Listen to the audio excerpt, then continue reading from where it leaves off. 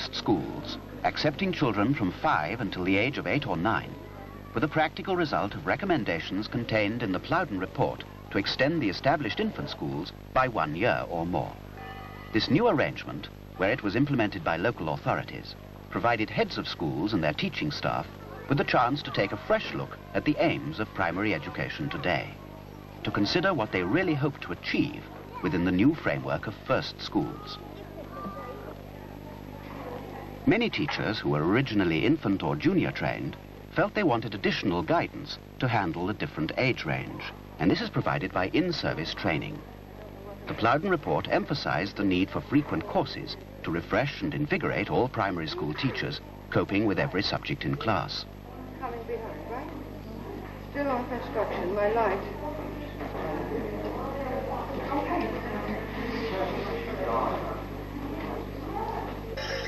The primary school curriculum today is properly thought of as a whole.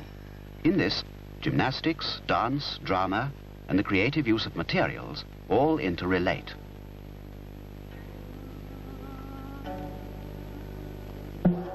Even with specialist subjects like music, a course can give a teacher without instrumental skill enough knowledge to get a child started before calling in the expert. Creatures when they're sideways back to the home, as dawn breaks in the east. The sun throws away its light and turns. Audio-visual aids demand much time because a vast amount of material needs to be recorded. On Saturday, Arsenal played Manchester City.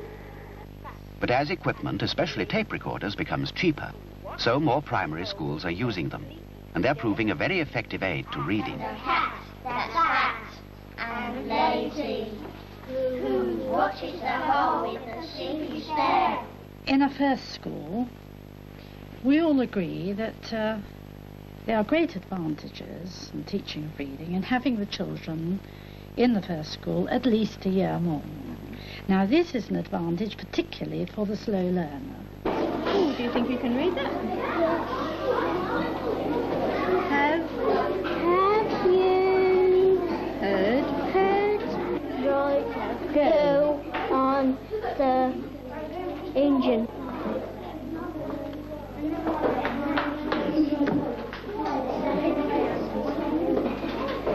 The teacher can't just wait until the child is ready.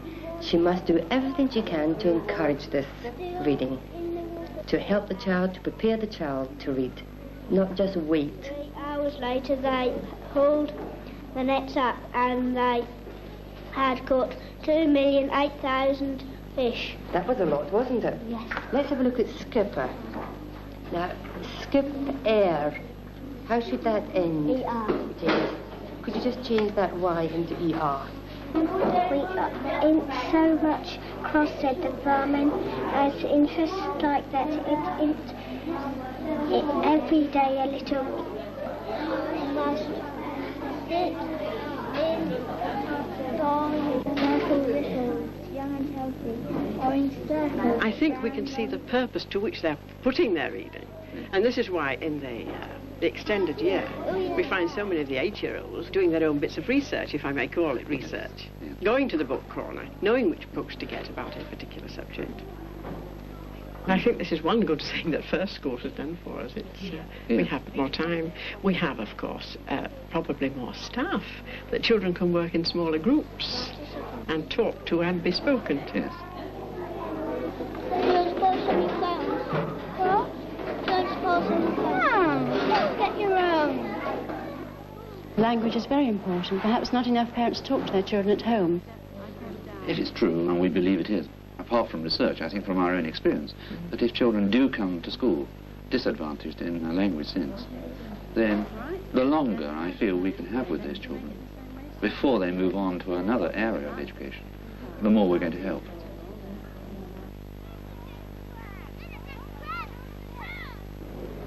New learning experiences generally end in a communication of one kind or another, words or paint, or the variety of ways, formal and informal, the child uses as a means of expression.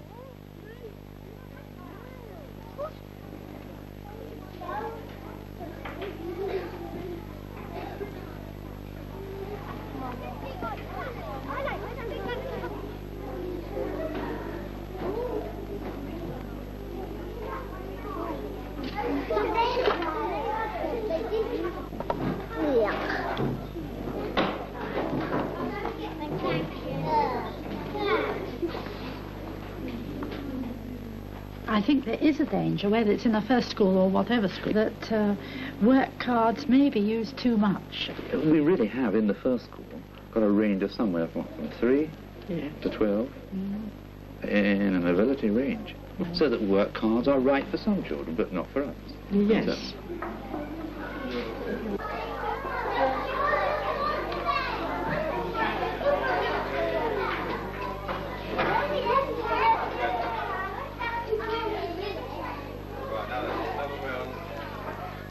I don't know whether you would agree with this. We find it an advantage through our pre-entry scheme, where children in our particular authority begin school at the beginning of the term in which they become 5. Yes. And in the previous term, then we do admit children. In some cases, perhaps only 1 session per week. In other cases, other schools are 5 sessions per week, working out about an average of 2 sessions.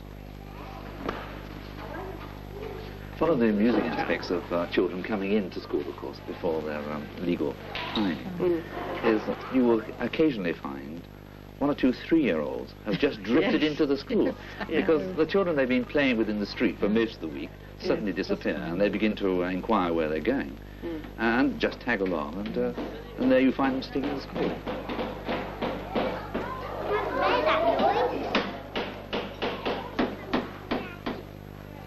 The young children think that school is a place where they're going to sit quietly at a table all day and work. And they're quite surprised when they find they have games and toys. And they enjoy this, and they're able to mix with the other children before they start the school. It also kills the old idea where mother says, you wait till you get to school. But I think the important thing here is that the parents get this very early contact with the school and the head teacher. Is Mummy going to sit down and watch? I think this has made parents wonder what is happening in any case in the first school. We're finding it much easier now to get mothers to come in and really become involved in what's happening. It's brilliant. What's the matter? Oh, you've gone through it. You have to keep your cotton out of it. Because the mothers stay with these very young children, sometimes for almost a whole term, because what happens is that they stay in the classroom, they have found a job to do, or they volunteer to do a job of making books and so on. And gradually this duty extends into other areas of the school. Right. And so you've got a very natural movement into the school by parents. Yes, but they don't stay because the child wants them to stay. The child doesn't care at all. No, in most After a very short time they settle down, don't they? So they went to the sweet shop to buy a birthday lolly. Parents are very involved in this reading situation.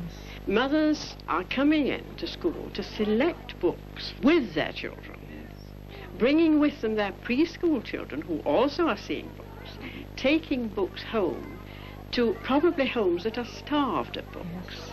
This, I think, is where probably earlier reading will begin. He's a bit like a measles dog, isn't he? Now, there's the egg cracking. I was telling your brother about this the other day. What about this problem of, in a curriculum sense, of what the middle school expect from the first school? Well, now here, I think we've seized this opportunity, and we now have much more liaison, I would say, between first and middle schools on the whole. I can think of one school, for example, where an infant teacher has a post in a middle school, and this is her responsibility, to come down and discuss what's happening. What was the answer? One method by which heads of middle schools establish contact is to visit first schools to meet the children who will shortly be coming to them. Here all the time in this class. You've no brothers or sisters at all? I've got 2 brothers. But they're younger. So I look forward to seeing you next September. I'll remember you. You don't add that little bit with that little bit and say that little bit, and that little bit make up one. Yeah. You don't do that. Huh? Now, what do you do for those little bits then? Oh, you just leave them. You just leave them, do you? I see, yes. It's delightful to go into a first school and hear children speaking so well, both in an informative and purposeful manner. This is one of the things I think I would have noticed, and said that I noticed most Read it out to me. There in spring a tree stood there, the leaves on the trees yellow and green, some blossom here and there, in reds and pinks, yellows and mauves. The trunk is green and brown, with tiny branches everywhere. Oh, there's a pretty butterfly, with many colours too, orange, black and blue. Bother! A silly dog has frightened it away. Be quiet, there's a rabbit, whose tail is very black. He will be in trouble from his mother. Very likely too, I would think. That's very nice. For some years now, more men have joined the staff of infant schools. The new three-tier system of first, middle and upper schools may accelerate this change, with many more male teachers opting to teach in the first schools. Rises the sun, covers the sand, and waves crash against the rocks. When the changeover to first schools started, the immediate problem was one of space. Some schools which were changing and had previously taken in children from 5 until 11 had extra space, but on the whole, the majority of schools, the infant schools, were expanding from a 2 to a 3 or 4 year course. In some cases, mobiles were moved on site. In others, extensions were built.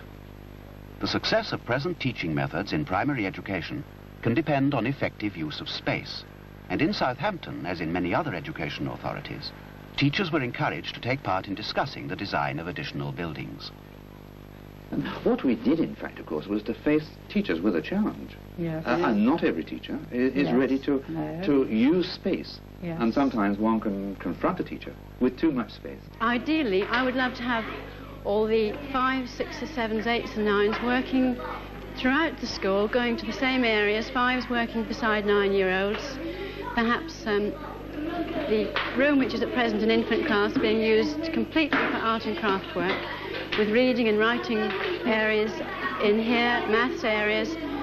I feel that the older children can give a lot to the young ones. They can stimulate them, and the young ones come along and investigate. They're always willing to have a go.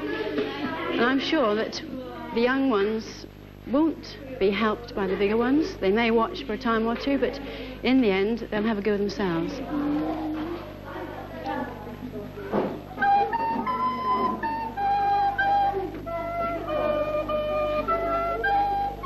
Little group this morning produced a newspaper without asking for any help.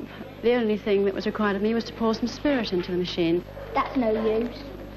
Got crumples, gold, down. Older children would have done this previously, but these 9-year-olds wouldn't have stood a chance of helping. Perhaps I might have suggested that they join the group, but they certainly wouldn't have done this on their own. And I feel this is quite an achievement for these children. Show me all the interesting ways you can find of going over your apparatus. Don't forget to use all the sides. Go different ways. Over. Good. The purpose of physical education in primary schooling today is as much to give the child an awareness of his own body, to help him discover its versatility, as to give him exercise. And through environmental studies, he's made more rapidly aware of the relevance of schoolwork to the real world outside. The 7 to 8 is a very tentative age. The 8 to 9, they really know no bounds to what they can attempt and what they will try and do. And I think it's this confidence that enables them to transfer so much more easily at this age. Where'd you get a time? It's there.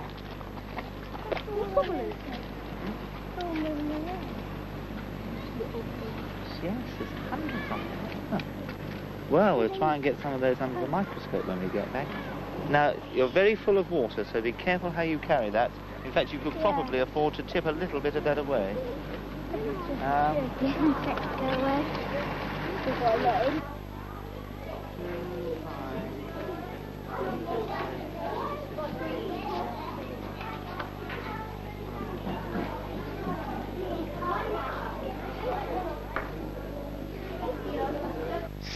Good boy.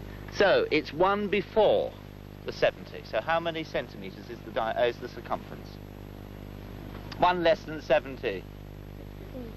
69. 21 centimetres. 21 centimetres. Try it another way as well. See if it's still about the same. 21. Still 21. Yes. So we can say, I think that's reasonable. We can say that that is 21 centimetres in diameter. So the letter D will do for diameter. Measure out your circumference in yellow. That's right. And then the green for the diameter.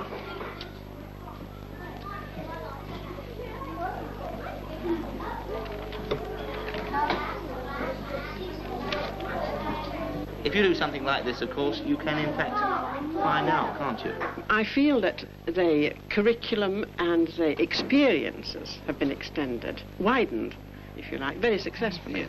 For instance, in mathematics, in many of the schools I visit, I see much that is good in mathematics, much that is practical. Yes, because it's... Now, why did you put that one in there? Because it's thin. It's thin and it's... Yes, so it fits into both. It could be in either set, couldn't it? That's right.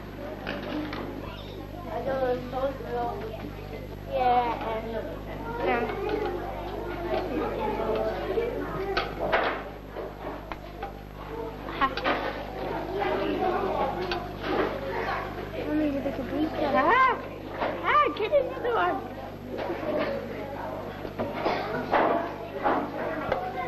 Right, and pull that in.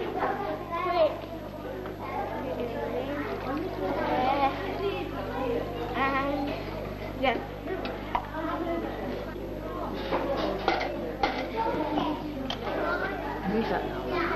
What are these marbles doing as you... Displacing water. They're displacing the water, aren't they? So, how many marbles have we got in there? How much marble? 100 cc's. We've got 100 cc's, haven't we? Why are we doing it like this? Thinking in a wider curriculum sense, I don't know whether you've had this experience, but take music, for example. The fact that the children now, or the extra volume and strength in their voice, adds considerably to an assembly or a singing group. Also the fact that they can now handle a recorder very much better, and so we're getting in more instrument work in the school. Up to 4. 1, 2, 3, 4.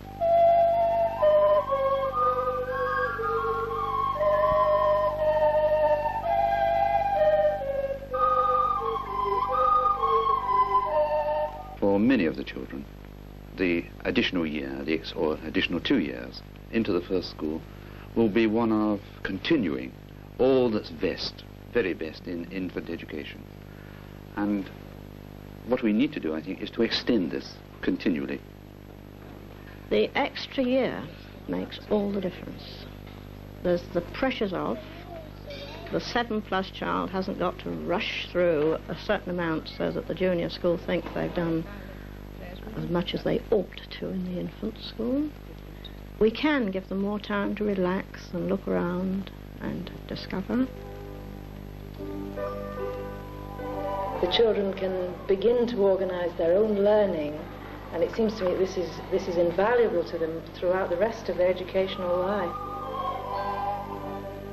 I think in thinking about first schools and the good things that we've noticed from first schools, we've noticed there's less stress, there's more time for children to succeed, there's more time for the teacher to succeed in a known environment.